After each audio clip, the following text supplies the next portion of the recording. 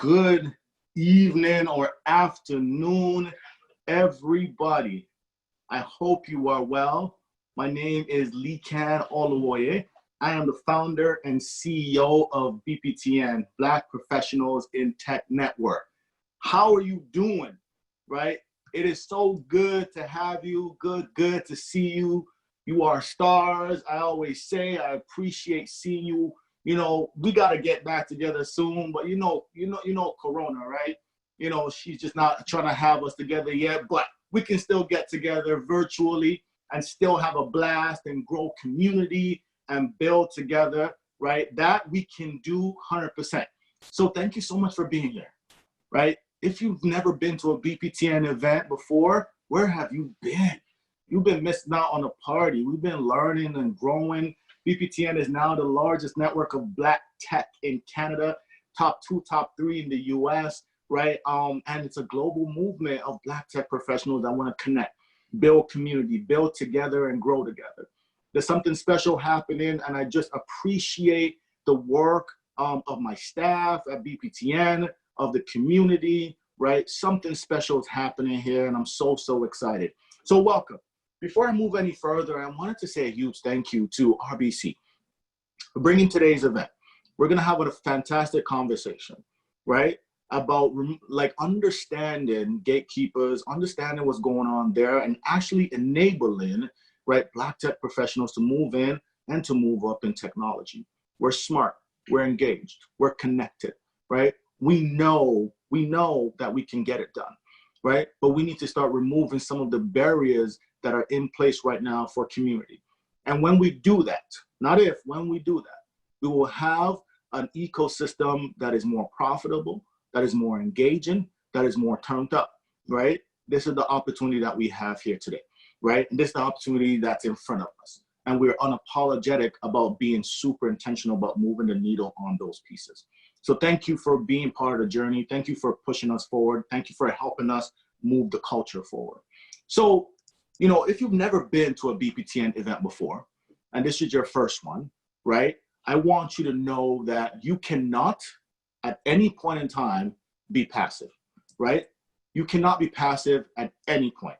So we don't just, you know, ask you to come here and passively look at your screen, right? Or go, you know, make something and stuff like that. No, this next hour and a half, you're leaned in.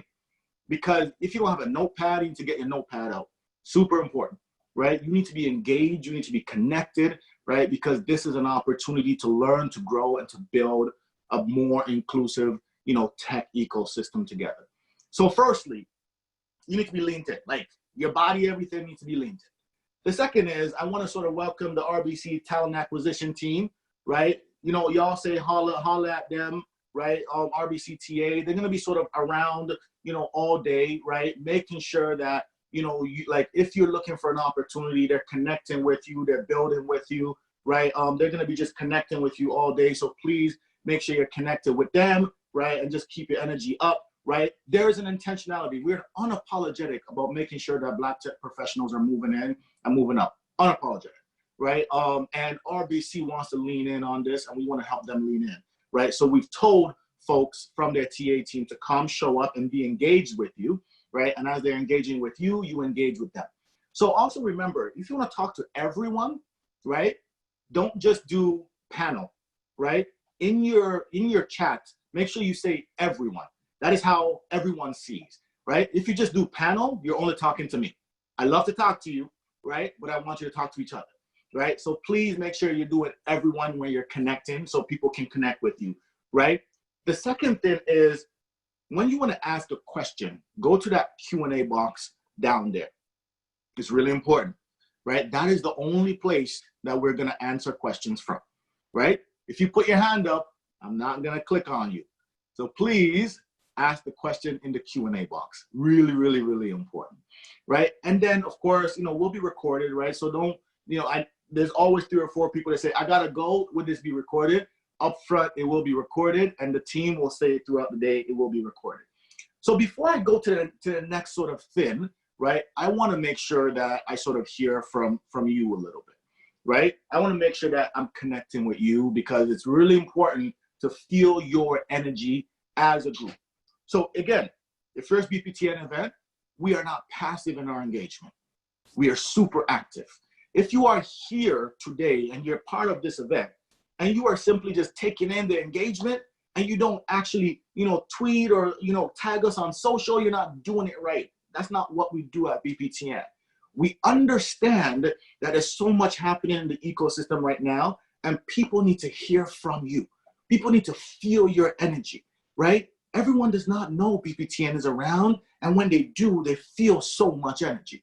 So this is the opportunity. This is your time to connect. So make sure you tag us on a post on LinkedIn, right? Of course, on all other platforms, right? Make sure you tag us, tag BPTN, right? Hashtag BPTN. Let's make sure we're in the conversation. So before I move any further, right? And I see y'all are getting good at this stuff. I need to feel your energy. So I'm going to ask you a bunch of really interesting questions, right? Maybe not for you, but for me, right? I always start with this one. Where are you from, right? What city? Rep your country, rep your city. Cindy, I see you, Montreal in the house. I saw Ghana, Atlanta, Toronto, the ships. San Francisco, there you go. Cambridge, I saw New York, Atlanta. There we go. Edmonton, what's up? Calgary, Sudan. There you go, Sudan. Nigeria's in the place. Boston, Zimbabwe. I thought I just saw Zimbabwe. There you go. Southerners are in the house. New York and North York. Good to have you, Lagos. Good to be here. Baton Rouge. Holla at me, Baton Rouge. There you go, right? So we want to make sure you're connected in and know that this is now a global village. Means people are connecting in and are engaged. Florida. There you go. So the next piece is, we know Black tech professionals are super smart, super engaged, super talented. And tech is highly, highly competitive. Name one thing that you believe needs to happen in order for, all of the companies that have made pledges and have said some things on social media. Name one thing that they actually need to do to move the needle on what they've said. One thing. What do they need to do? Check themselves. There you go. Right? Black CTOs. Start hiring. Let's go. Walk the walk. Go more, please. Go deeper. Right? What do they need to do? Set qualification targets. Commit to it. Mentoring, accountability, sponsorship. Jennifer, yeah, sponsorship is so big. And I like you said, sponsorship and not just mentorship, inclusion. Hire Black, hire mentors, metrics. Yes to metrics. There you go. There you go. Qualified people. There you go. Awesome. Thank you so much. Make sure folks are at the table. Decision makers that look like you, right, are at the table. Promote. There you go. I see was Accenture in the house. So appreciate you. Thank you so much for that, right? There's an opportunity here to actually do something really special, right? And I'm so excited to be, here with you and to be engaged with you, right?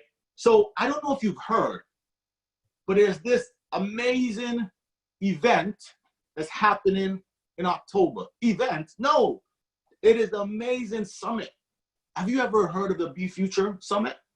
If you've not heard of Be Future, right, I need you to pay attention. This is a game changer for us, right? And I'm excited to host you in October. Listen up.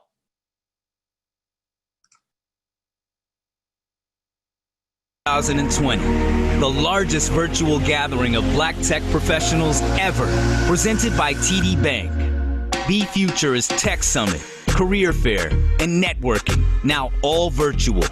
From in the lobby, you can access the auditoriums, exhibitor booths, lounge, and info desk. Just click on the room you need to be in and voila, you've arrived. On the main stage, our lineup is jam-packed with tech leaders from numerous industries, all sharing trends, teachings, and inspiration for what the future holds. Streaming to you from our TV studio in Toronto. Once you join the session, you can view the program of speakers and ask questions via the Q&A button to the left of the session video. Be sure to check out the other sessions taking place in the side stage. There will be rapid-fire talks, panel discussions, and Q&As. Take a virtual tour of our exhibitor hall. Our partners are excited to provide information sessions and interviews. You can engage with company representatives and other participants in real time via the chat function. You can also watch videos and exchange documents like resumes or links. Talk about on-the-spot opportunities. Take a break and meet new faces in the lounge. Engage with speakers, leaders, and peers in public or private conversation, with or without video. Talk to anyone in the room, from anywhere in the world, all through the chat function. And if you have questions or technical difficulties, you can connect with our customer service at the information desk in the lobby. BPTN is proud to host you at B-Future 2020. We're innovating to bring you networking and professional development like never before.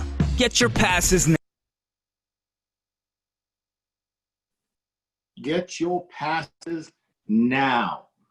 This is going to be off the chain. It's going to be awesome. We're so excited about it this year. It's 10,000 Black tech professionals globally. We are playing the global market. It is going to be amazing. It's going to be incredible. If you don't have your passes already, you see that little QR code right there. I need you just to grab your phone and go ahead and just click on it and purchase your passes now. If you don't, your QR code thing is not working, then go to bptn.ca/summit 2020. It's going to be next level, right? I'm really, really excited about it, and we're really, really pumped to be able to bring it to you. So we're going to get to it. I'm going to stop talking. So this incredible leader, Cheryl, I am so excited to have her on the BPTN stage.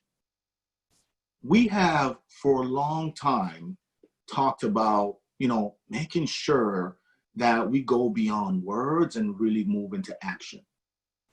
And the conversation we're about to have today, right, is about how do we move from, where we are to where we need to go?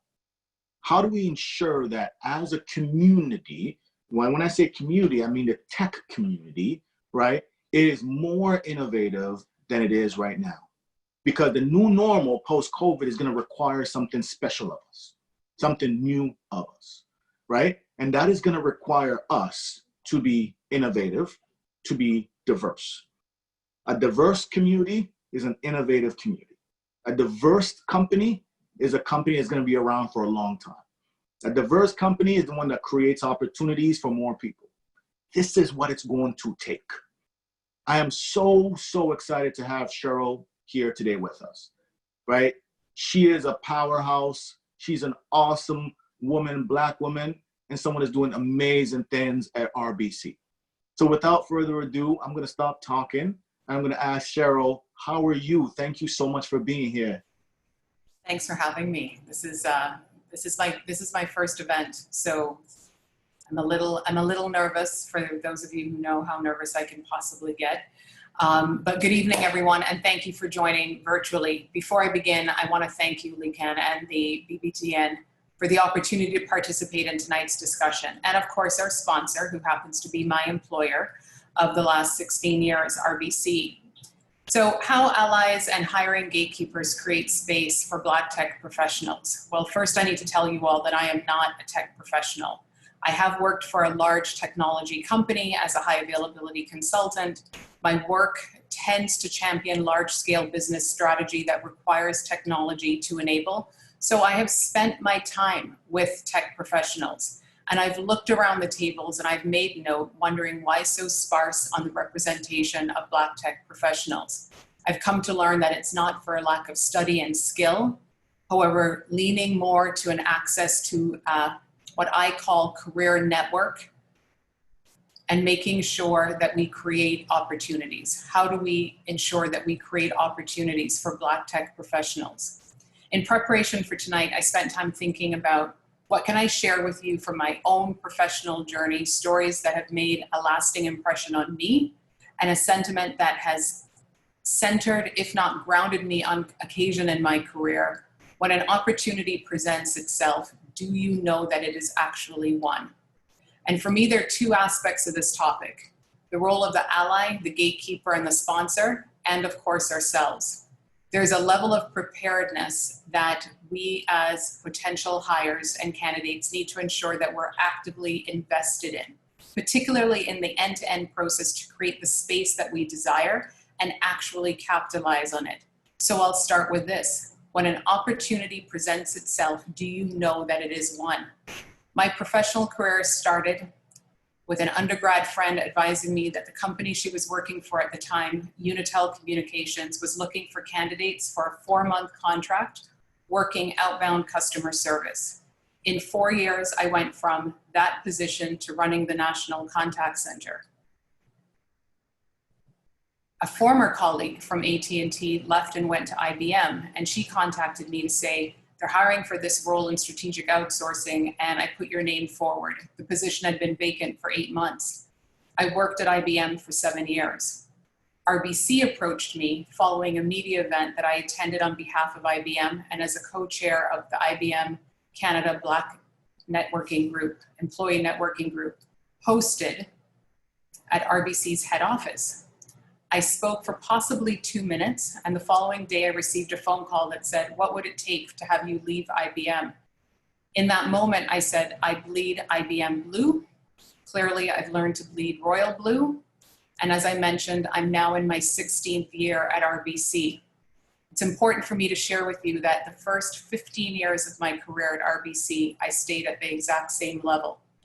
And if I look back at it now, and I've done my Monday morning quarterback on many occasions on this topic, I don't know if I know what I know now if I would have stayed for 15 years.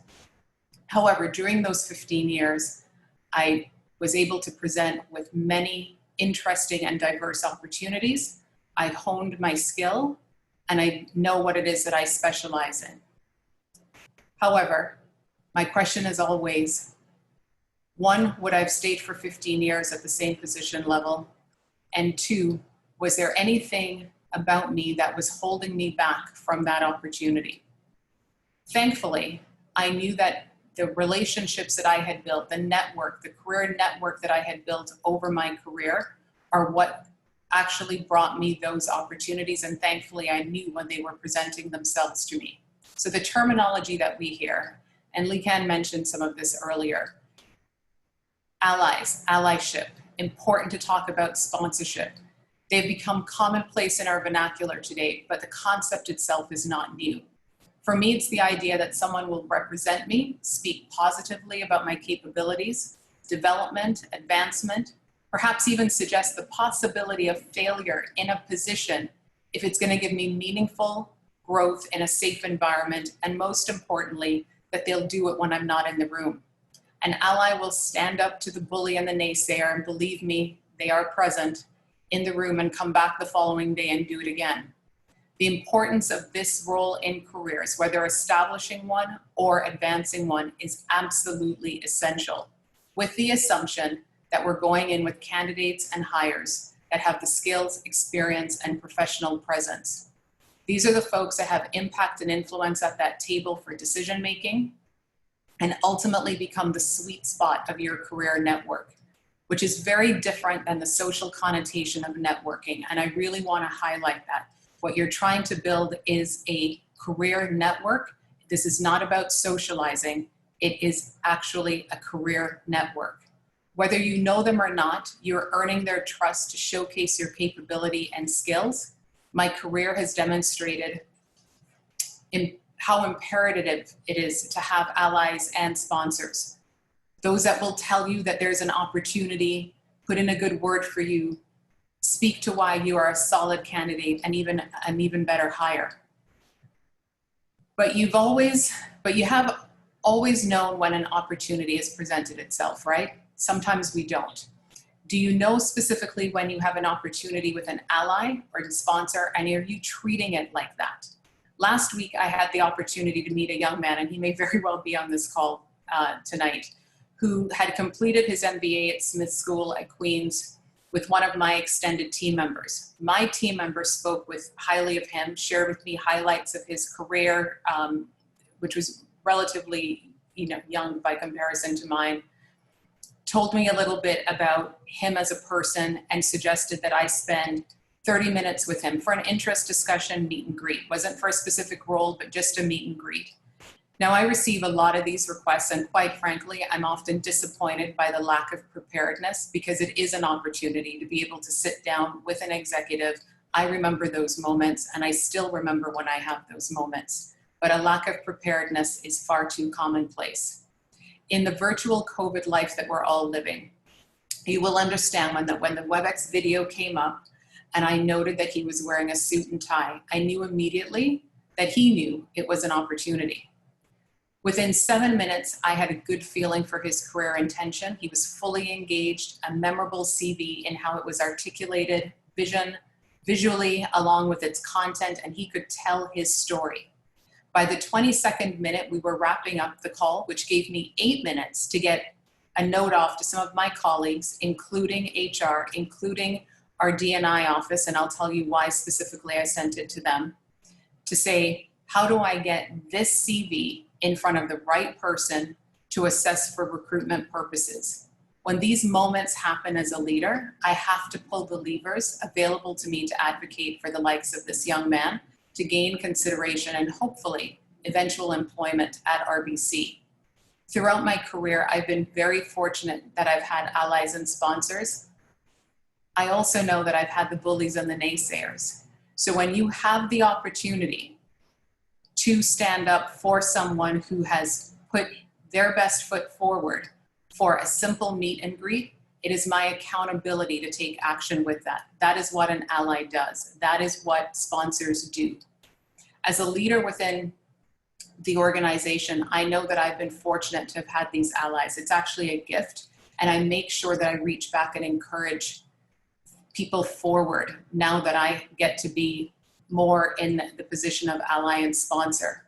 As a leader within an organization like RBC, and Lee Ken had mentioned, all of the activity around Black North this past week, it is imperative that for organizations such as RBC and others, that I feel strongly that I have a responsibility to advocate for talent, supporting recruitment of the best talent, not just the best talent within the Black community or a specific network, but the best cumulative talent, period. And I can't get access to that best talent if we're not being tapped on the shoulder to come in for the interview and to be shortlisted and to actually be considered for the role. So my responsibility is when I come across that type of talent, I have to make sure that that individual is put forward. I have had those who've done that for me who were not Black, yet looking for the right person and talent, but also aware of the lack of inclusion of gender, ethnicity, and perspective that I could bring to the table. So let me share a few things, and this is not touting RBC. I'm calling this out for a reason because RBC made some very public statements, and I have been paying very close attention to them. So I'll start with the fact that I have the honor of being an executive co-chair of a grassroots effort internal to RBC called Project Beacon. And it started by 2 Black employees, and it tells you the power of how we can advocate for each other when it comes to building within the community, whether it's a technology community or otherwise, but for the Black community. They started to question representation at all levels of the organization and asked the question, why? And then the question, why not? And out of this came the objectives and desired outcome of Project Beacon. 1, support RBC Black professionals to build careers through increased access to professional development, including mentorship and sponsorship, because they're 2 different things. Advocate for Black youth and professionals who want to work with RBC and feed the RBC pipeline with top talent from the Black community. Empower and prepare youth from marginalized communities for their careers, including STEM, and work in partnership with RBC's Building Digital Literacy Technology team across all disciplines, technology and otherwise. We hosted a groundbreaking breakfast at the end of January with some of the most senior leaders within the organization and approximately 28 Black professionals to have a real discussion about the systemic issues facing Black professionals within RBC and potentially how to address. This was prior to all the media attention that's followed anti-Black racism. What it did do, from my perspective, was set a foundation with senior executives that I feel provided the organization an even stronger foundation of allyship that I have not seen previously. We recently announced a number of actions to tackle systemic racism as an organization. I want to touch on what we're doing for youth because we know getting young people on the path for success starts early and best from, I think, and even an elementary school age, more so than high school. We've committed $50 million to RBC's future launch to reach 25,000 BPOC youth. We're particularly focused on Black and Indigenous youth and creating pathways to create prosperity. Efforts will focus on skills development and mentoring. We're hoping that through this effort, we'll help stream them into industry pathways that they traditionally are underrepresented, like in tech. The second big commitment I want to call out is around the fact that 40% of all of our summer opportunities will be focused on Black and Indigenous communities and giving students that opportunity to work for an organization like RBC during the summer. I know personally, like probably many of us in the room, I would have loved a summer intern job at the bank when I was growing up, but I didn't know that it was a potential path for me. And quite frankly, I know it would have been fabulous. We know how important it is to give youth opportunities, and we're committed to this. We've also spoken about an appointment of 30% of our executives coming from BPOC. I, as an ally and as a sponsor and as a member of the Black community, I'm going to be paying very close attention to what is actually transpiring. We've made a public statement. We now need to honor that statement. So to all the allies, gatekeepers, and sponsors on the call, as a leader and decision maker, I'm engaged in these commitments made by the organization I work for. As I've mentioned, the first 15 years of my career was spent at the same level. So I know how important it is to navigate the HR policies pertaining to recruitment, advancement, calling out when I see opportunity. Are we keeping our commitments? Are we going to pause and ask the questions, where are those candidates and how are we identifying them when we're doing our own recruiting? What is the ask of the vendors that we're partnering with? What are we intentionally doing to give access to build a career network? What is happening with career advancement for current employees of establishments from within the Black community? While I know that formal programs are important, I also know that it's important for us to act with integrity and organically to drive those opportunities within our community. That concept of allyship and sponsorship are actually best when they happen organically. I have never done a hire based on color or gender, and I'm not about to start now. I endeavor to hire the best, therefore I want the talent in front of me. And I know that some of that talent is missing. It's important to me that in a country that's represented by 3.5% identified as Black, that organizations start reflecting the communities they reside within. I think this was a big step forward for what Black North was endeavoring to do this week. We need to remain vigilant that once this passes and we're no longer, highlighted in the media, that we still act as those gatekeepers to make sure that actions that have been declared are actually followed through.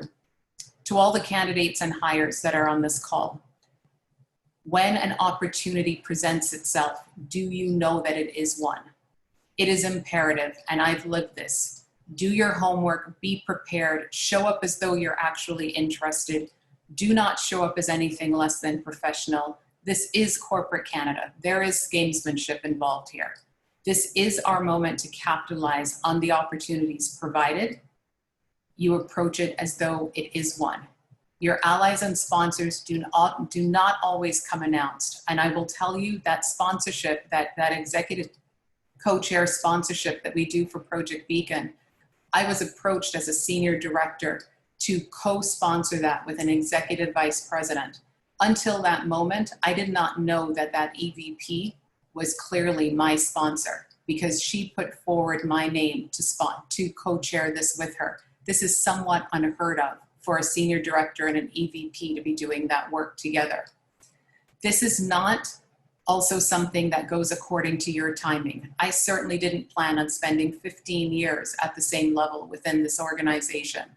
Sometimes you do not even know who your allies or sponsors are, and you will not even know the moment that they become one.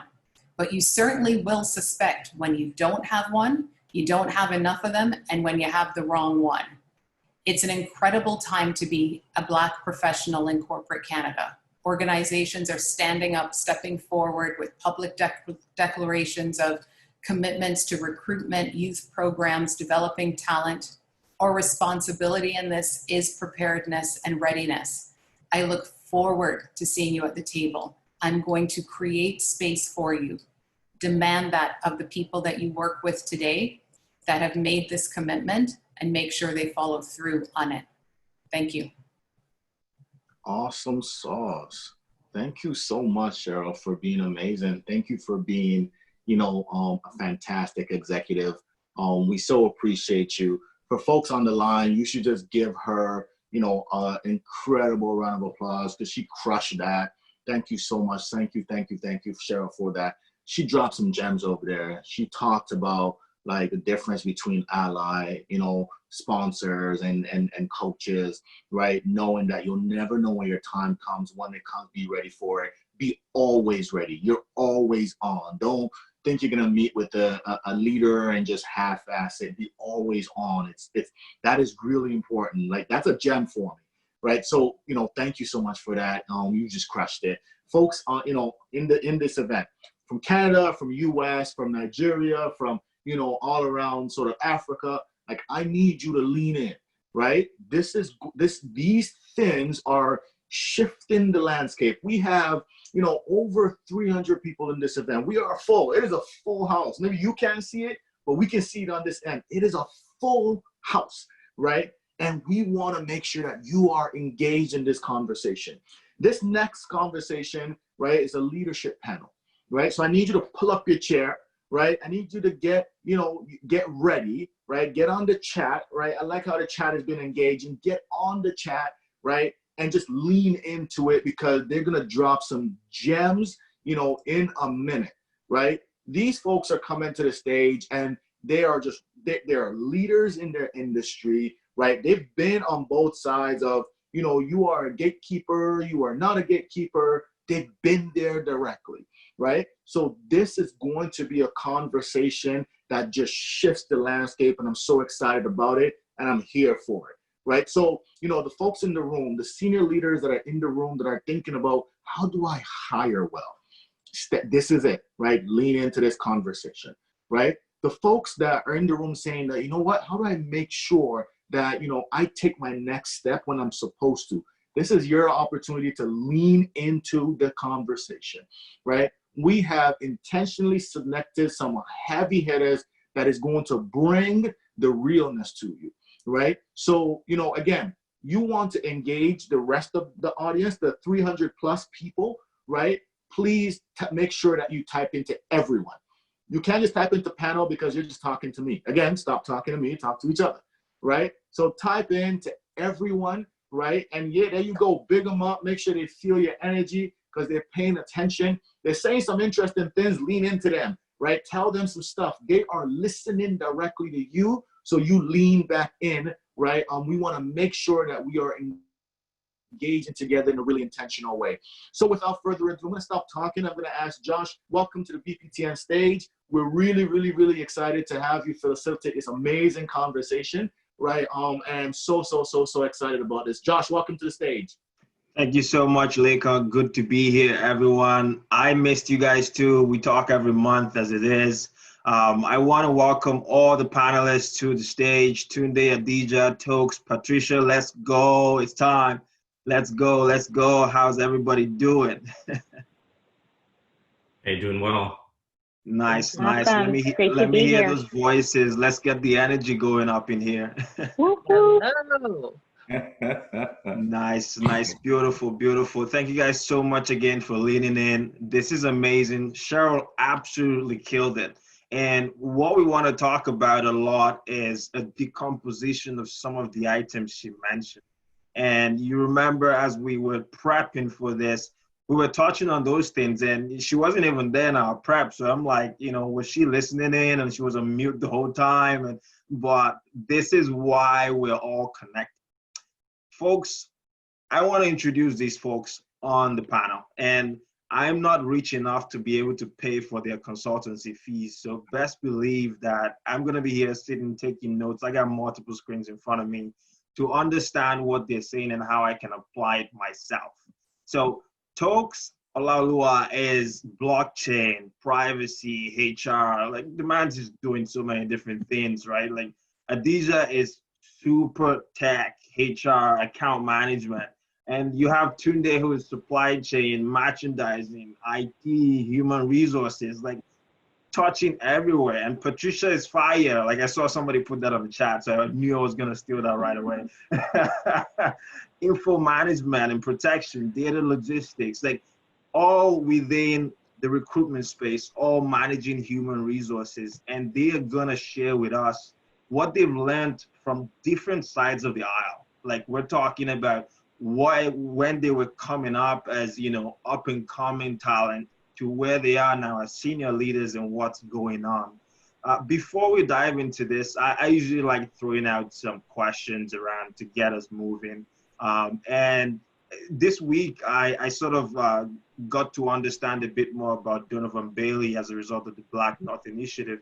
And because of that, my question to folks on the call today, and I'm going to start with you, Adija, if you were going to be in the Olympics, what sports would you choose to you know, run or jump or something? If I was going to be in the Olympics, let's see, you know, I'm tall, so I will probably run. But because of my personality, I'd find out, do they have a dancing event? That one I'll go to all day long. We got to get dancing into the Olympics. Tunde, what you got for me? So for myself, during my high school days, I was in the sprints, and I think it was genetic, but I was good at triple jump as well. So I'll be doing that. Well, we got athletes in the room, people, and on the chat, people are already talking about what they're gonna do. So folks on the chat, please go off. Short put. I'm seeing long jump and stuff in here too. Patricia, what do you have for me? Oh, definitely basketball. I'm repping hard for my Raptors. I was so excited to see them go. So Raptors all the way, basketball all the way. Toronto versus everybody. Let's go. Tokes, what do you have? Hey man, I'd have to say soccer. That's easy enough. But I don't have the cardio for it though, so I have to pick something else. You gotta not let these people know that part. Like don't let them know that part. Just give them. I'll be myself too early. Gotcha. So now that we have that out of the way, and folks want to know what the magic is for the beard growth, by the way. Like they want to know the routine. So feel free to drop that routine when you're done. Listen, I'm going to start my own line in short order, and I'll set up a BPTN event for a free promo. We're going to get that discount. Lakon, you hear that? We're getting the discount. It's coming in live for everybody who's signed up for Be Future. All right, so getting into it, and you can think about this as a hair salon conversation, a barbershop conversation, a coffee shop conversation, you know, a bar and drinks conversation. We're trying to go deep with this. We're trying to talk about things that folks are not comfortable talking about a lot of the time, right? And because we feel that we've created for ourselves a safe space, what I'm hoping for each of you, and Tunde, I'm going to start with you, is within a minute, just give us a summary of what your careers looked like up to date. And you know, the way Cheryl just sort of mentioned how she's had allies and sponsors and mentors. Help us with those nuggets. How has that worked out for you up until this point? Awesome, thanks. Well, first off, thanks for giving us this platform to have this conversation with each other. I think it's very important that we do. With regards to my career, so I I guess my degree is from University of Toronto, where I did industrial relations as well as sociology and political science, after which I went to Sheridan College for a postgrad in HR, at which point I selected Sheridan because there was a co-op opportunity. I had zero HR experience, but selected Sheridan College because of that co-op opportunity. Started a job as a recruitment specialist, embarked on that journey. I did that for a summer, and then after which I worked, I think, twice a week for minimum wage to continue to gain that experience while I was still at school. Upon completion of that, I determined what skill set I required. I was going to go into recruitment. I needed to have more face-to-face interviews. I needed to have a lot of interviews, partake in a lot of interviews. And the best place I felt to do that was at an agency where all you do is interview all day, every day. So did that, joined an agency, and then shortly after that, the institution where I did my co-op at called me back to come and join the organization full-time. So joined them, did a lot of recruitment roles in there, led the recruitment team, went into the HR function. From there, went over to Target when they started up. I was employee number 3. It was great while it lasted. After which I went to insurance with Intact. And then insurance was great, but not my cup of tea. I'd bitten the retail bug. So from there, went to Rexall, where I've been since. Started leading the TA team at Rexall, after which my role was expanded to lead the learning and development team, TA, as well as organizational effectiveness and diversity. So that's been my journey. Along the way, I've had leaders who have really believed in me. I've had the opportunity to grasp opportunities when they arose. I've always looked at it as, how am I going to build myself as an individual, and not looked at it as extra work. It's just, you need support with that. I'll do it. That's another feather to my hat, and just continued going down that path. That is awesome. And folks on the call, if you want to really understand why I'm asking these questions, is for you to see the journey through which these executives has gone through. It really is motivating when you hear it, because you know that you do it too, but also to see that they keep harping on the same thing, the preparedness to take opportunity when it comes. Patricia, what about yourself? How has it been moving around up until this point? Well, first, Josh, it's such an honor to be here today. The call to action for organizations to step up for Black and Brown communities is so pronounced, and a big shout out to BBTN and RBC for bringing us here together. A little bit about myself. I've really grown up in HR, and I spent the last 13 years of my career in this function. And I've been very fortunate to come up under leaders that have always seen the potential in me, and that have taken me on, not only from a leadership perspective, but also from a perspective of growing and developing. Fortunate at the age of 26 to have had my first manager position in talent acquisition, overseeing talent acquisition at Iron Mountain. Taught me so much, and I spent 7 years there, and then moved on to EMEA to lead acquisition there. Currently at TD Bank, and leading the experience hires function for technology, innovation, and enterprise data and analytics. I fled the Democratic Republic of Congo as a young child with my family to come to Canada. And the principle of inclusion and equity have always been deeply embedded in me, and I'm truly passionate about being able to move that dial forward. I studied both human resources management at Humber College, as well as human rights and equity at York University. I pride myself on being a hands down, like, hard worker. I roll up my sleeves, I get in there, and my philosophy has always been do the work, show your worth, and push forward. But this concept of mentorship and allyship really rang true for me 2 years ago, when I realized joining a large enterprise like TD that I needed to have a sponsor and a mentor to advocate for me. So huge shout out to Cheryl for that beautiful story that she shared. It's been a great journey, lots of learnings, but again, encourage everybody really to hone in on that allyship and mentorship piece. Awesome, awesome story. Thank you so much. And we're beginning to gather themes here. I'm taking notes, folks. I hope you are as well. Please blow up my Q&A button so that I have some, nuggets from you to fire off to this, folks. Adija, what do you have for us? What's been your path like? Let's see. So I went to Humber College, and at that time they had computer programming. I wanted to do computer programming then. They didn't have it in the universities. So I went to Humber, graduated, liked it, left that, started working in the US. And then I realized, oh, I was sitting in a room, I was coding, I wasn't meeting people, I wasn't talking to anyone.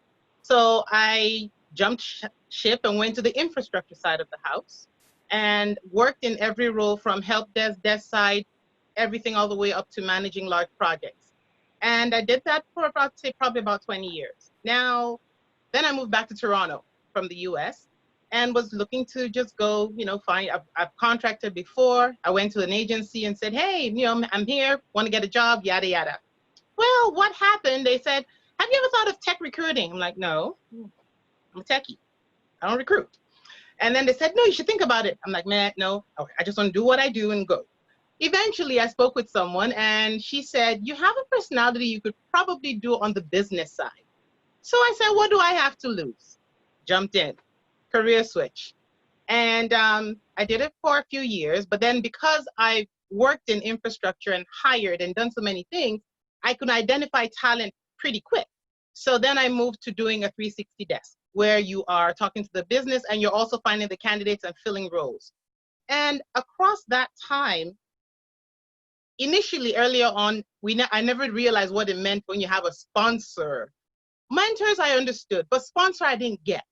And by the time I was in agency was when I really learned what it meant, because as my career started moving in agency, I had people that saw my work ethic, saw how I dealt with people, and they put my name forward for things.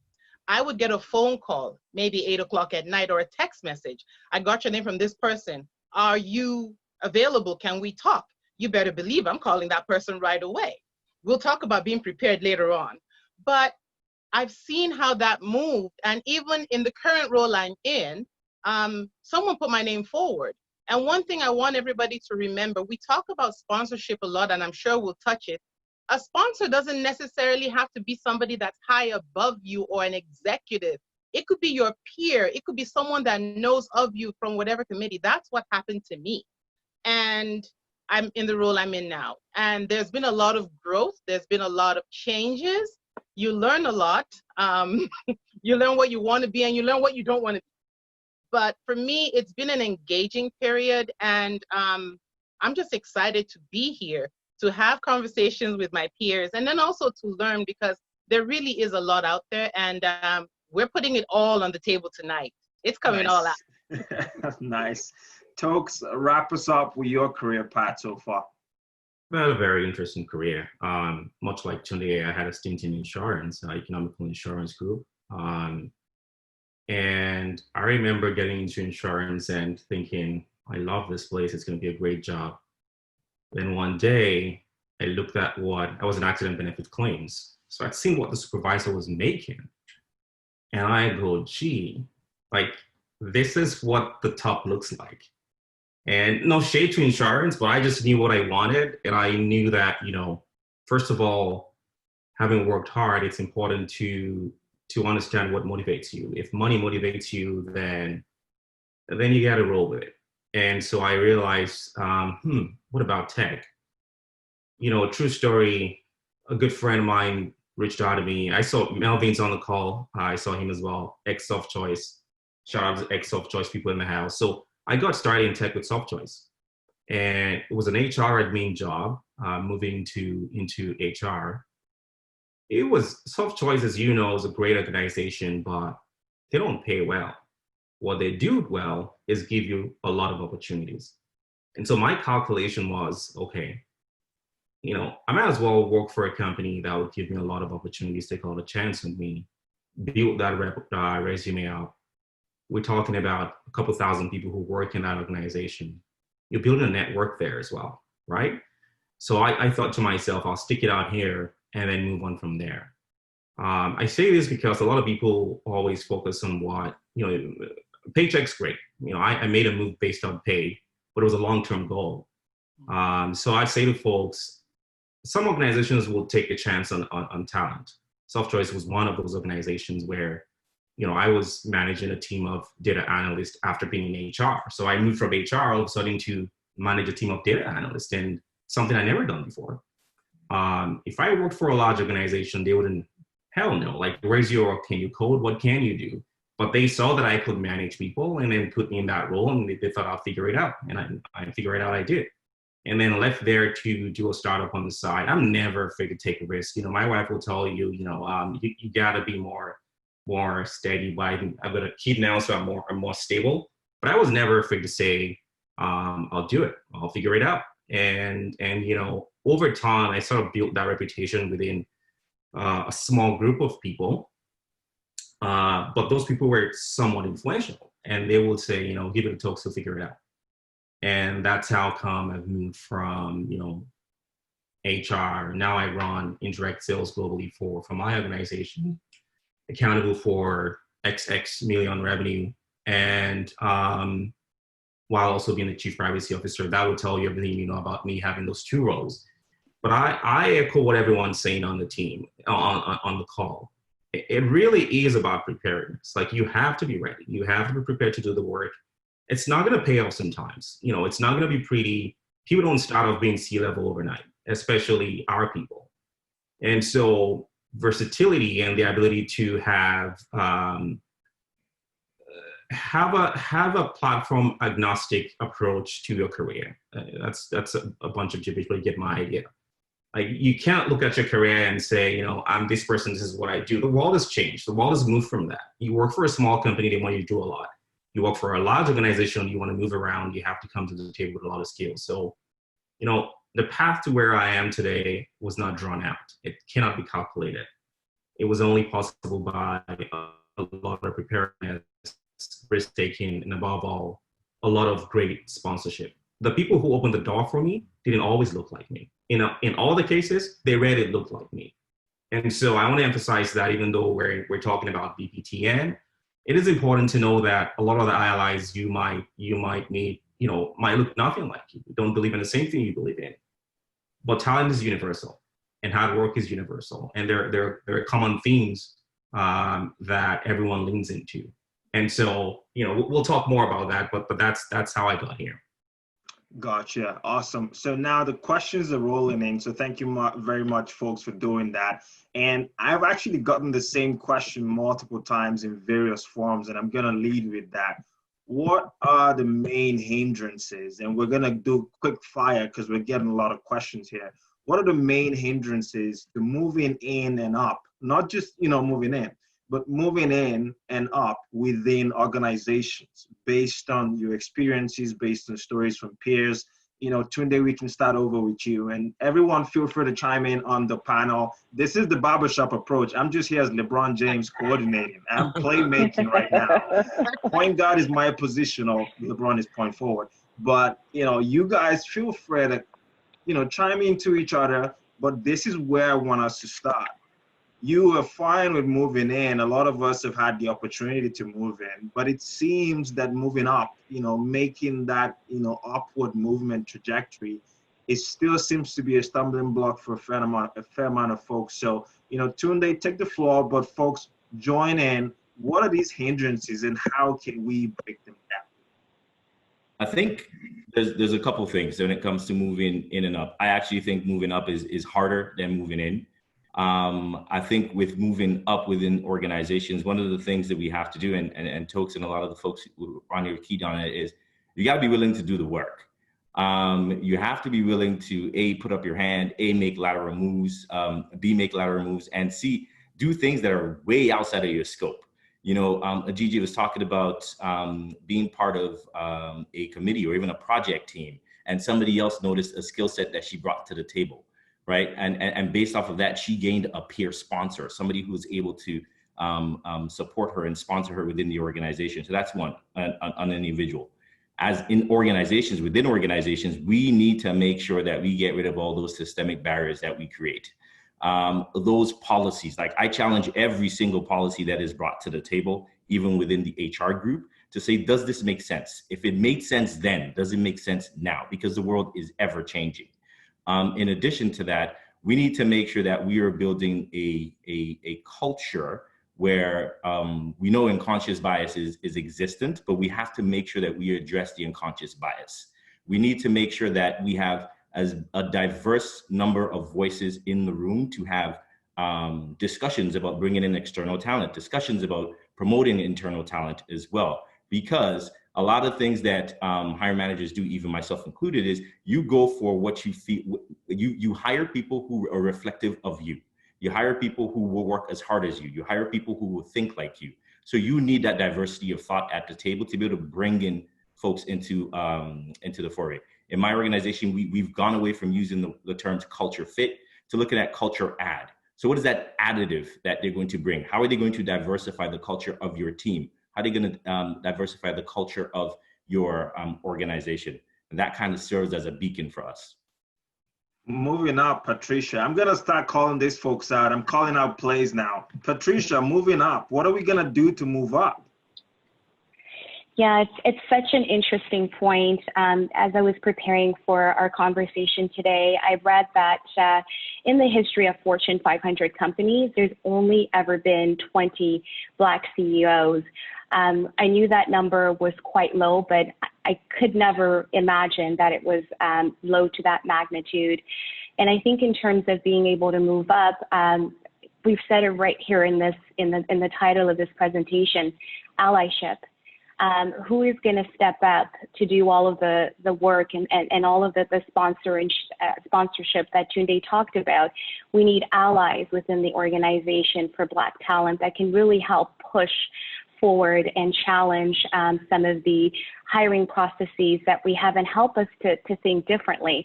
It's not about checking boxes, but it really is about removing all those roadblocks. And we need allies that can help us stand tall in the hiring process to be able to shift that paradigm and to create the space to have more Black professionals in higher level positions.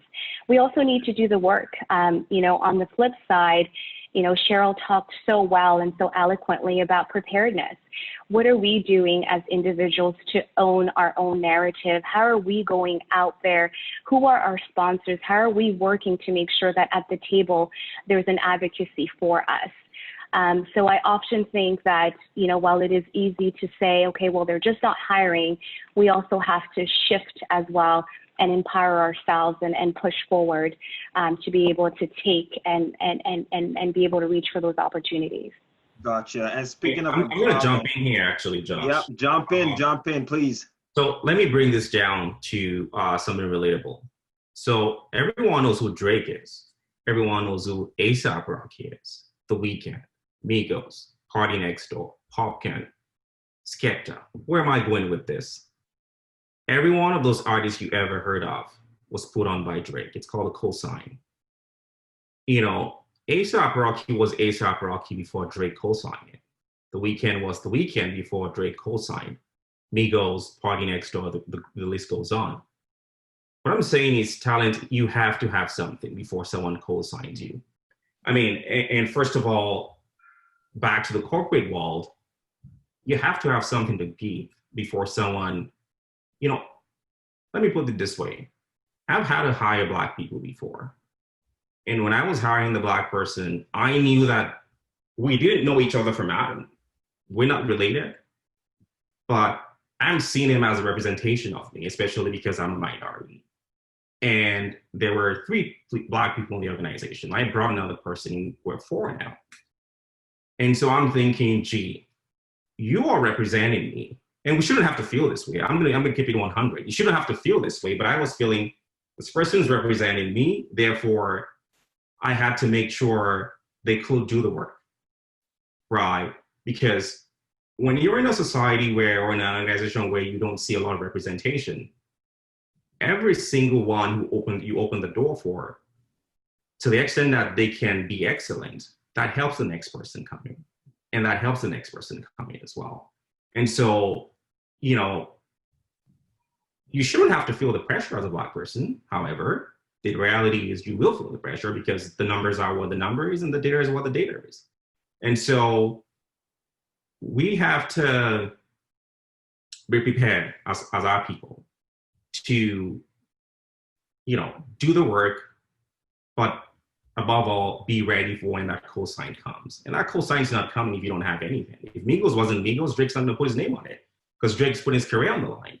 And that happens to me, my first proper governance role. I got through the interview, everything, and then it got to the last stage. You're like, okay, we need you to give us a reference. And we all know what that means. If you're going into a job, it's different. If you're going for a large board, that person who's going to be a reference is literally a lifeline. If you don't have a good board reference, you're out.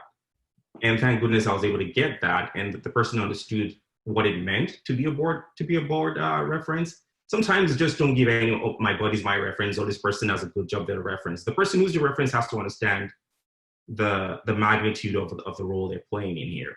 So to sum this up, you have to have what it takes before someone co-signs you. And when they do co-sign you, they've risked their career to do that in some cases. And you have to make them look good and do a great job at it, because everyone who comes in makes it easier for the next one. Adija, from the little that we've conversated, and I'm gonna lay this on with what you're gonna say, you've also had opportunities, and you've actually taken some opportunities to put up Black people for roles and hire, Black people, facilitate the hiring. Share with us some of those experiences, because it just boils down to what Tokes was talking about in terms of putting your reputation on the line, giving this opportunity and helping push the agenda forward. But there are positives and negatives to it in terms of experiences. If you don't mind, sharing some of those. I got two stories on two different sides of this. So when you are putting somebody's name in the hat, right? You're not responsible for them per se, but it's whoever you refer or bring in is a reflection of you, one way or the other.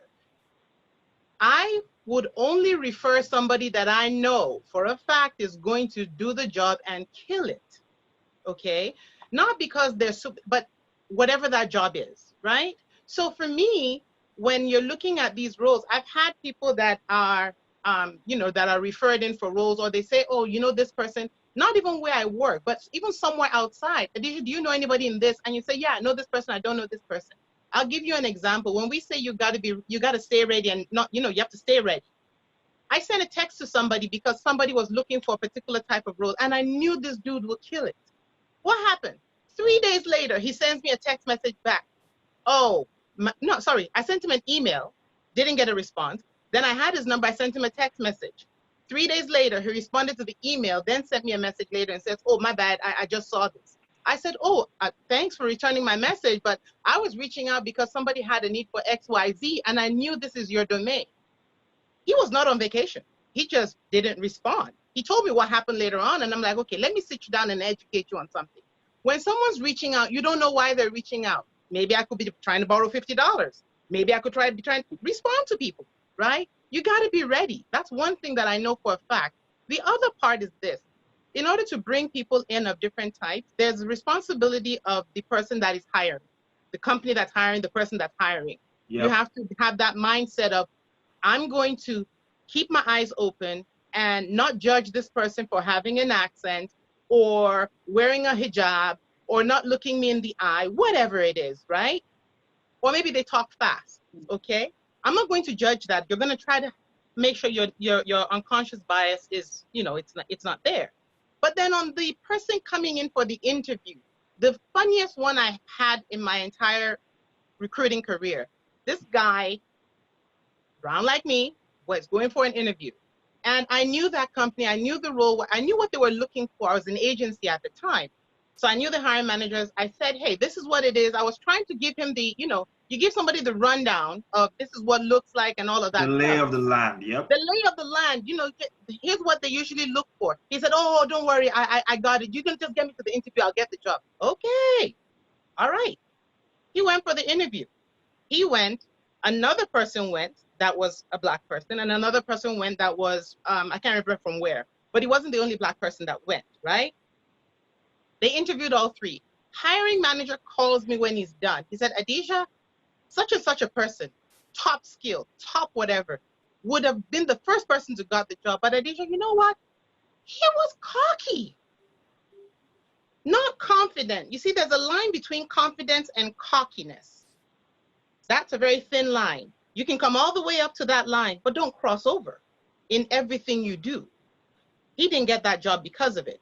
Now, the other people that interviewed were not as skilled as he was, but the other person that was a black person got that role, okay? He wasn't a doormat or anything. He's far from it. I know these people, but he wasn't cocky. So when we go to places, you have to learn to read the room. Anywhere you go to a CEO, you go to whatever, read the room and understand what's going on first. So you need to make sure you understand what you're doing. As a person, check yourself. You need people in your team that will call you out when you are out of line. Okay? Yeah, a support group. You need to test run stuff. If I have people in my life, no matter how old or how smart I think I am, they will call me out. Okay? We all need that. And I think as our people, we need to learn that part. But then also there's the corporate part, there's your part. It's a round robin. Everybody has to put their part in for this thing to move. That's a great response, and I'm gonna sort of merge multiple questions that I'm getting here, and I'm gonna drop it in like a fireball. Whoever's ready should just pick it up. Like that's the approach now. Okay, that's the approach. So you know, Adisha talked about that reading the room, and we know how interesting that is. You know, from a corporate standpoint, trying to build social relationships in the office. You know, or now that we're all virtual, it's even a whole different ball game entirely, at least for some of us. How do you, you know, socially adjust, socially ensure that you're reading the room right, you're able to develop relationships with your coworkers so that it's not just I came into work and I left, and then it becomes a situation where you are not known to be able to take advantage of opportunities, of sponsorships, of mentorships. Let's go. Anybody who's ready. I'll drop it. For this one, when you come into this situation where you are trying to socialize, we're all doing our jobs and you do a good job of it. One thing I will ask us to not do. Let me do this. Black people, when you go to work, don't do your work and just go home. Do your work and just go home. Talk to your colleagues. Every now and then you might have coffee, you might sit with your colleagues, you might find out, you have somebody you work with for 5 years, you don't even know they golf. You have somebody that's worked with you, they don't know you crochet. You have to mix with people, you need to join committees, you need to be seen. Because remember, a sponsor is not where you put an application out saying, I need a sponsor. A sponsor can be a silent person that's looking from afar, just watching like, whoa, you know what? That person, he loves taking photos. He does good job taking photos. Guess what they're going to do? They're going to refer you for personal private photo things that are going on at the company. I've seen this happen. A sponsor is somebody that sees stuff and then goes and talks about you in a nice way. I mean, not, you know, the normal talk about you. There's that. The other thing, I'll never forget this. A gentleman told me this when I joined agency and I had to go talk to CIOs and CTOs. He said, Adisha, they put their pants on one leg at a time, just like you, okay? I will talk to anybody. Even if they're gonna say no, that's okay. Nobody has died from being told no. But you can have that conversation, you join in, you be seen. I know some people are introverted, I'm a full extrovert, as you can tell. But be seen, be heard. You don't need to be that little child that's in the room that's seen and not heard. Those times are gone. When you are good at something, it is okay to say, you know what? I know how to do this. It's perfectly fine. That's not bragging. If you don't get excited over what you know how to do, who's going to do it? And if there are things you need to learn, that's okay. Go learn those too. But it's okay for you to talk and be seen. That's what actually gets you out there, not only your work. That's the first thing I would say. I see Patricia moving her head. Yes, I'm with you all the way, absolutely. And I want to also say, be authentic, be you, right? You don't have to have a facade or try to be something that you're not. Be authentic, be you, own yourself, own who you are. and go out of your way to meet others as well. Broaden the spectrum. Be around people that can help you see things differently and bring you different perspectives. Open it up widely and go out there and be you and own it. Tunde, I also want you guys on this, yourself and Tokes, but I want you to lay it on with this particular spice, if I can call it that. Also, what are we supposed to do to help the other sides that don't necessarily are us? You know, they may not be us, they may not look like us, they may have different preferences, but they want to connect socially, right? Yeah. We have those scenarios as well, where they could be the ones who are gatekeepers in those organizations who could eventually become allies. Let's remember what Tokes mentioned. Your allies and your sponsors and your mentors may not look like you at all. From a social standpoint, it seems like that social equity is huge. What can that also be, what can be done also by that other side so that we can come into that nice mixture? So one of the things that, again, I lead the diversity and inclusion team. And, you know, the concept of being you is very real. You have to be you. You know, in our pre conversations to this, there was the concept of, you know, going for beers and so on and so forth. I don't drink beer. That automatically excludes me, right? So there's the concept of being social and connecting with your team, but doing it such that it's true to you. Now, I know we have a lot of leaders in here as well. And, you know, some people would probably just scramble and say, you know what, I need to set up a happy hour and so on and so forth. There, you have to co-create with the team. You have to be inclusive of the entire team. Some people are comfortable with after work drinks. Some people will prefer to have a coffee midday. Some people will prefer to have a breakfast situation. You have to be inclusive and you have to co-create with your team to ensure that they are safe spaces for everyone to be their authentic selves, to be able to come to the organization and show themselves. Maybe one week you have the after drinks, the next week you have the breakfast meetings and so on and so forth. But it's important that everybody feels comfortable enough to connect and to be themselves. And it's very important for us to step out of ourselves from time to time and, you know, connect and show who we are. Even if it's music, like I love the fact that all we heard today was Afro beats. This is us. This is who we are, right? This is what you're going to hear. So show that, showcase that. And sometimes people just want to learn about individuals. Give them the chance or the opportunity to learn about you as you go in through your day to day. Tokes, what you got? I miss you. Yeah, I miss you too, brother. Thinking about this, actually, it's, you know, I think it's very important that we bring our whole self to work. But I think it's also important that we're very smart about what part of ourselves we choose to bring to work, right? Oh. We're in an age where individualization or the individual is gold, and we encourage people to bring their whole self to work. But I have to be honest with you, not everyone should bring. There are parts of you that, look, there's a balance between authenticity and pushing it, right? So in my career, I've had to study the culture of an organization. Give an example. When I worked in insurance, I did not like golf at all. But you work in insurance, you want to move up. Somebody's smiling because he knows it. You will golf, brother. Like you will pick up that club and you will join up. And you will get through an 18-hole, however you get through it. But that's the sport of insurance. You will either watch golf or you will play golf. Then I moved to tech, and it wasn't a bro culture, but it favored people who were extroverted. I'm not extroverted. You know, I can talk, but I can't go. You know, people who know me very well know that I can talk, but then I just need to go recharge somewhere. I got to go somewhere and, you know, plug that and then boot myself and come back up. And there were people who worked at my first tech company where I worked rather, who did not move up, not because they weren't bright, but because they weren't drinking the Kool-Aid. And that's to Chune's point.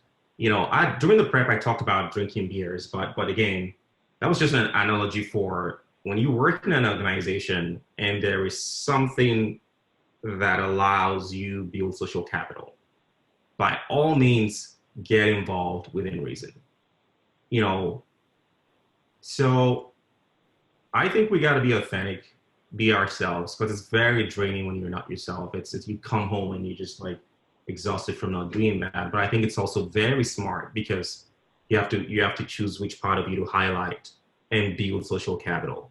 It is all about social capital. I cannot express that enough. You're already in. Getting in is not a problem. It's moving up that's the challenge. And how do you move up? You know, I'd say care about what the highest, you know, if you're reporting to the C-suite, care about what they care about. If you're reporting to a manager, care about what the manager cares about. You know, if my manager's goal is to report up to the director along certain data points, how can I skew my job so that I feed into them those data points in a way that's easier for them? Bottom line, you have to make your boss look good. Like, if you're not making your boss look good, then I'm not sure if you're gonna go far. You know, the name of the game is don't make your boss look bad. Pretty simple. Make them look good, and then you'll be able to move on. Nice, nice. We're getting into the point where the name of the game and the actions of the game are getting dropped. And there's a question that's come again in multiple kinds of forms. And Patricia, I want you to lead us into this one. Is for getting promoted, especially when my company doesn't have, like, you know, a checklist of things that you're supposed to do or some sort of formalized approach, or for folks who have that as well. How do you approach that aspect of moving up? Do I do the quantification, you know, myself, like to show that I'm ready for the next role? Like, what do I have to do to punch that level up in terms of quantifying my performance and advocating for myself, knowing fully well that there might be a sponsor, but I don't know if there's a sponsor right now. I got to do it myself. Absolutely. So I say you go all the way full force and you take charge. You are in the driver's seat and you own your own destiny, and you've got to go in all the way, lean in all the way in there and do the work. Find out who your sponsors are, ask for their support, speak to your manager about your desire to want to move in and move up. Ask for feedback, ask for the direct feedback, ask them what you can do better. Seek to gain help from your mentor. Speak to your mentor about that desire. Bring your resume to your mentor and get their advice, and don't be afraid. Push forward. Don't wait for the opportunity to come in and be handed to you. Go all the way and push forward. Use your network.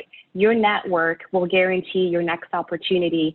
The role that I have right now at TD, I got it because of my network, and it took 8 months to get me here. And it was through conversations, through building people that could be my sponsor. So you got to lean in all the way and do the work. There's no way that you're going to be able to forge forward otherwise. Dija, I want you to sort of answer the same question, but overlay it in terms of as an ally who may not be a Black person. I'm trying to ensure that I'm seeing the performance of my team as a manager, and I am helping folks come up because, you know, it looks good on me, but because it's rewarding to them. But I want to know that I'm doing this in the right manner, you know, in the most manner that helps everyone. How do I sort of do that? Because we have allies in the conversation who want to start taking action right away. How do they do this? I'll do this. I've had, most of the allies I've had have not looked like me, okay? Matter of fact, they've mostly been men and have been older and, you know, just not your typical ally. The ally, one, you need to understand your employee, okay? What I mean by understand your employee, you have a group of 5 or 10 people. All of us are not going to be good at the same thing, right? Each person has areas that they are very good at. If you have somebody that is someone you can put in front of anyone at any point in time, has the confidence and ability to communicate. When you look at most job requisitions, it says excellent communication, you know, everywhere, right? You have someone on your team that is an excellent communicator. They understand technology very well. Maybe they don't understand something, but then there's another area that is looking for someone that needs that skill set. if you are not aware of the skills and the ability of your team as a manager, your job, if you don't know what your team is capable of individually, you have failed at your job. You need to understand your team. And in the places where your team members need to be able to grow, you need to be able to understand that and know it. You may not always be able to help them grow. You may need to point them somewhere else to grow, right? So it's two sides. The manager has to understand their team. The manager has to be open to learning. I've had amazing managers that were willing to learn. You know what? I don't know about this. And they can admit when they don't know something. Somebody else might know it. That's the first part. The second part is on the other, when you flip it on the other script, we need to understand not all criticism is bad. Not all criticism is somebody knocking you down, okay? I got criticism a while back and I've had to modify something. Naturally, I speak fast. And then every now and then I slow it down. When I have to talk to people, I have to consciously remember to slow it down a little bit. Because when you're talking faster, your accent comes out more pronounced when you have one, okay? So I didn't get mad. I mean, let's not play here. You have some people that are gonna attack you. I can't remember the word Cheryl used, but you know, the naysayers, you're gonna have those ones. That's just, it is what it is. You will have that. But people are giving you that feedback. So as a manager, you have to, what does your mindset look like? On the management side, are we equipping our managers with what they should have to understand their team? When you have a diverse team, do you understand that somebody not looking at you in the eye does not mean that they're not telling the truth? They're just not wired that way, so to speak. Don't ding them for it, right? Well, COVID is here now, so we all are not shaking each other's hands anymore, right? But before, you have people that would say the handshake was weak and I wasn't impressed. Does the handshake have anything to do with that person being an excellent scrum master? No. So why are we here? So I think it's all of those little things that we used to think about. Some of it doesn't matter and some of it does. So I think on the hiring side, let's do better. There's a whole lot of better we can do. Let's do better and try to do better.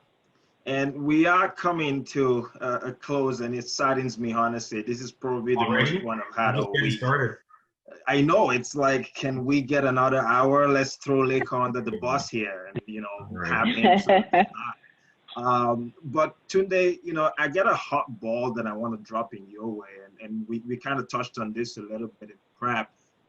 Quota versus no quota in terms of, you know, the new norm that it seems to be of everyone signing on to this pledge and that pledge. And we think it's great. Don't get me wrong. The momentum is phenomenal. But do you want to be like, you feel, oh, I'm only here because I'm black and or I fit a particular criteria, and as such, they don't really care about me. I only feel like I'm part of a quota. And while answering this, and this goes for everyone else, think about it from both sides, right? From the side of the talent, everyone on the call, and from the side of people who may not look like us, who are allies and sponsors. How do you tackle this? This is going to be big in a couple of months. Yeah, and the quota is an interesting topic because I have this conversation every day, literally. I think one of the cautions I'll put out there to everybody is, because there are quotas that companies are committing to right now, does not mean that that is your golden ticket into the organization. Please, please, please, please, please. We will still be looking to hire the best of the best. What the quota does is it gives us the opportunity for equity. It lets people know that, listen, we exist. We are just as qualified as everybody else that is out there. This is our chance. It is a guide for leaders. Unfortunately, we work in the business world and they deal with numbers. That's what the quota is. The quota is their commitment. A lot of organizations haven't figured it out how they're going to meet that quota. At least there is something we can strive towards, which is why, in my opinion, that quota exists, which is why, for me, in my opinion, for myself and my organization, we don't have a quota just yet, although majority of the TA team is black, so guess what? We got an in. It's not the golden ticket. I would hate for someone, because what will happen is if people are just going to keep hiring to meet a quota, we're going to hire a ton of people and bring them in. And then they're going to get back to that same position we were before, where they're not advancing within the organization. And then we're back to square one. So if your company has a quota, there's got to be a quota at all levels, right? There's got to be a quota at all levels to ensure that we're pulling people through, but pulling the right people through the organization. We have to create systems. We have to create an leadership commitment at all levels. We have to make sure that we have an allyship culture within the organization. We've spoken a lot about mentors and spoken a lot about sponsors as well. I believe that mentorship, sponsorship, you need to have your own personal board of directors. I am Tunde Inc. And in Tunde Inc., that board of directors is going to be like a balanced diet. You know, if you like your beef, then you have beef, and that's your cheerleader. Person is going to keep pushing you up. Then you know you need to have your broccoli, stuff that you do not like but is good for you. This is the person that is going to tell you, hey, listen, you need to tone down. That's not the right way to show up. However, that is going to propel you in your career, right? So again, guys, we got to show up. We got to show up right. We got to show up well. We need to make sure that we're aware that people are watching us at all times, right? So you bring it. You got to bring it. Yep. So now I'm going to take that as Tunde's last word. Like, this is ridiculous how time flew, by the way. And Lekon, we want to do this again, just saying. Patricia, last word, 30 seconds. Let's go. I couldn't agree more. This whole idea of having the quotas, aspirationally speaking, is phenomenal, and it gives us a vision of what we aspire to be. But it is not about checking boxes. It is not about tokenism. Equity is still at the forefront, and we want to bring forward strong Black professionals that are qualified, that can go through and shine. And there's space for everybody. We're not looking to exclude anybody. We're looking to create inclusion at leadership tables where everybody is represented, where I can walk into a room, I can see my fellow Black professionals like I am here today, so empowered by that, and see everyone else, all races, all backgrounds. It's all about equity and not checking the box. Tokes, let's hear from you. What's your last word? Yeah, I mean, I got to be careful how I answer this question, because I've been a part of Black North for 2 years, and I know Wes very personally. Was talking to him today as well. So let me try to answer this as best as I can. I think at best it's a spotlight. It highlights what needs to get done, and it's a call to action. But I think we need to be very careful how we move forward in bringing people of, Black, Indigenous, and people of color into the organization, just so we can do that. We've seen what's happened in the US with affirmative action and all that, and how people who are in places that they deserve to be because they are capable of being there and they are smart to be in that room, often feel like they're in that room because they're checking a box, or they're there because of affirmative action. And what we choose to do in Canada is, say to the corporate world, and especially in governance, I'm big into governance, and if we can have more of our people in boardrooms, that's a win, right? Because guess what? It changes the conversations in the boardrooms, and hopefully it drives towards change. I'm not sure. I've not been in a board where we've talked about hiring people of color, but it at least gives us a voice at the board level. So BPTN, thank you for the opportunity. Lekon, we got to do this longer. We're just getting started, and it's been a blast. Thank you. Awesome. Adija, let's wrap up with your last word. All right. I will say this about quotas. Quotas are there to hold us accountable. Okay. Think of the quota as, I'll just break it down. Think of the quota as the number you get when you step on the scale and you've been eating all this food during COVID. You now find out you weigh 250 pounds. You know that 250 pounds is not where you should be. You should be at 205 pounds. If you don't put in the work to get to 205 pounds, meaning eat your oatmeal and all of the stuff you should be doing. So in this case, doing all the things all around, inside, outside, all of the things that are being outlined, and we're all learning how to do better. If you don't do those things, that quota is just a number, and your work is not getting done well. Now, if you don't put in the right kind of work to do it, again, that number is going to be wrong. So a number is good to have as a guide. But at the end of the day, you have to show up right. You have to show up correct. You have to be ready. And if you don't know something, it's okay not to know something. Every role is not going to be for you. You follow the ones that you know you have a good chance at, you have the transferable skills, that is how you get things done. But I think at the end of the day, you don't want to be the token. Nobody wants to be that token Black friend, right? You don't want to be the token Black hire. I know I don't. But when I come in and I'm going anywhere, I'm putting my best forward. And sometimes the best is not good enough. It's okay. You can figure things out along the way and learn. That's how we all grow. Nobody knows it all. That was phenomenal, Adija. Thank you so much. Thank you so much, Patricia. Thank you so much, Tunde. Please shout these folks out. Thank you so much, Tokes. Shout these folks out on chat. Let them see that we appreciate them. Thank you so much. And, you know, last word on my end, what are you waiting for? Sign up for Be Future. Let's go. Let's do this. Let's actually all be there, bring in the energy, you know. And the Lake's like, yeah, let's go. History, trying to dance and stuff. A lot of folks talked about mentorship today. If you are not waiting patiently for the next Cultivate round, you are doing it wrong. You should be ready for the next Cultivate round, because that's where you are going to meet some mentors who may become sponsors. From my end, I'm signing out here. Thank you so much again for being with us. See you at the next masterclass. Boom. There you go, Josh, holding it down. Man, thank you all for an amazing conversation. That was fabulous. Give them a round of applause, right? Show them some love.